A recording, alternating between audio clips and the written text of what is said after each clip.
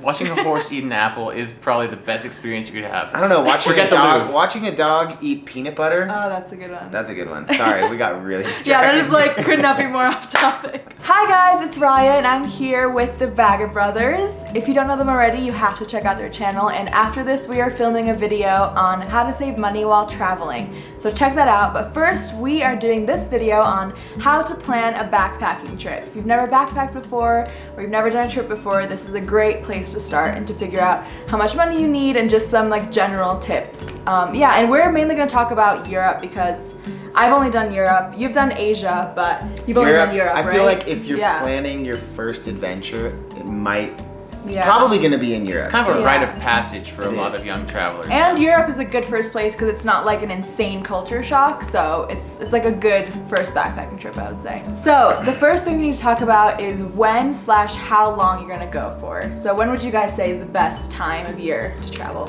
I like spring. I like spring a lot because you have the colors and the flowers and everything's kind of fresh. That's true.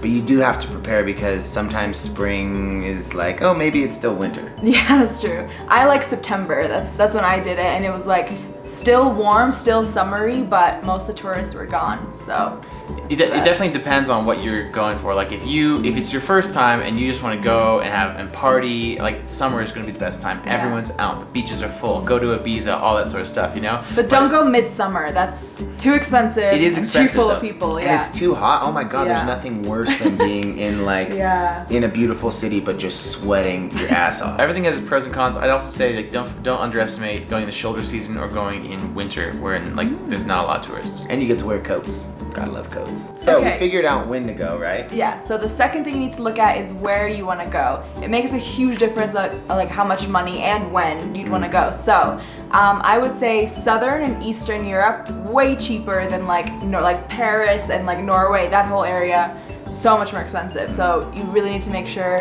you figure out where you want to go.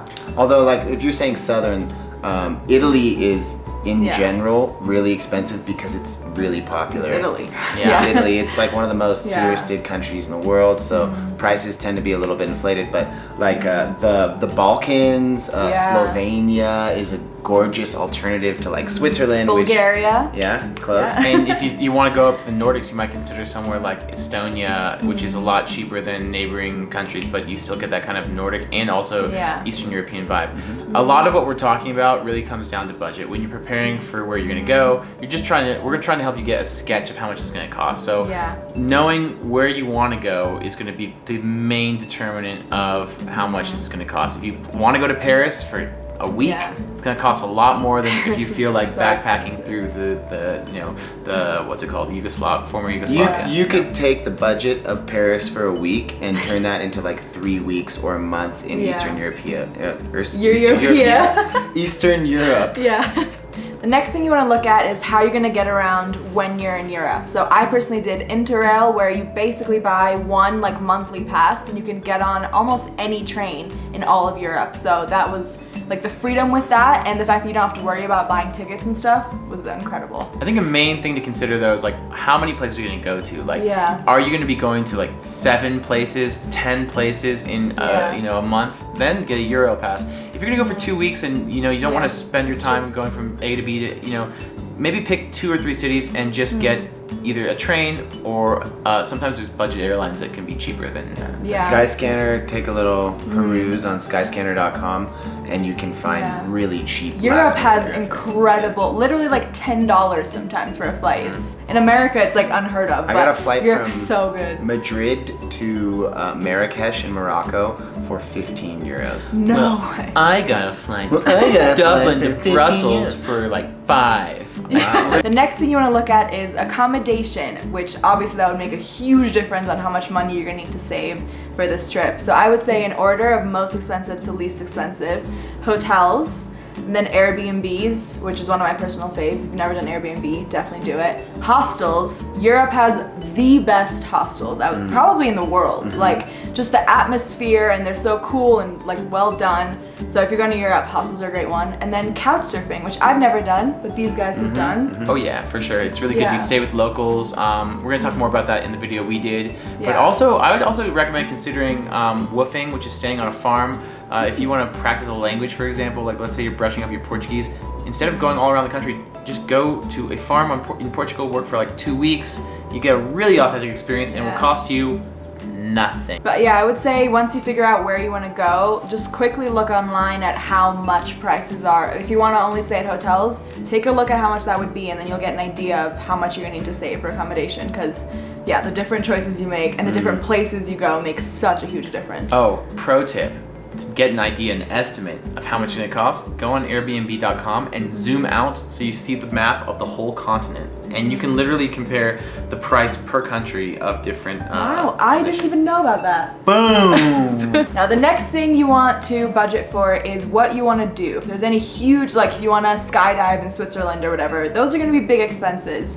And even like if you really want to do museums, like make sure you budget for those things. I don't think I spent any money on activities or anything. We just walked around, like sat in cafes, and I mean like you can go to castles and stuff for free. Like there's so much free stuff to do, but if you know you want to do something big, then make sure you budget for that. Okay, so once you've figured out these big things like accommodation, flights, you need to add all that up, and that's going to be the main budget that you need to save up for. And in terms of spending, like daily spending, how much would you guys say? I'd say like if you take out accommodation, a good rule of thumb budget that's, you know, reasonable but not over the top would be about 50 euros a day. That would get you some. That's safe, yeah. Yeah, decent meals. You're not gonna have a great meal every time. You won't be starving, and you won't be, you know, sitting out because you don't have the budget to go do something. Like if you find something, you stumble upon something that's really cool, like a tower, and it costs a couple of euros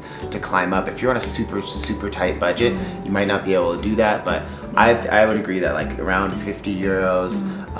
You're gonna be totally fine. Okay, once you figured out your budget, I'd say the next thing you need to think about is what you're gonna bring, packing, which I stressed out way too much about. I literally made like lists and lists, and I bought a huge bag.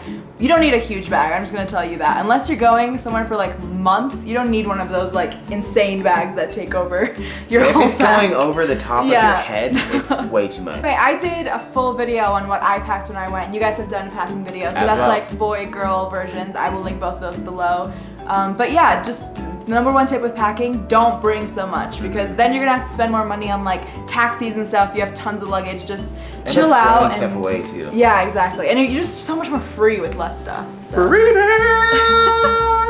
Okay, so we're gonna end with the video with each person sharing one tip that you'd tell someone that is planning their first backpacking trip. So what would you say? If you're traveling with friends, be careful.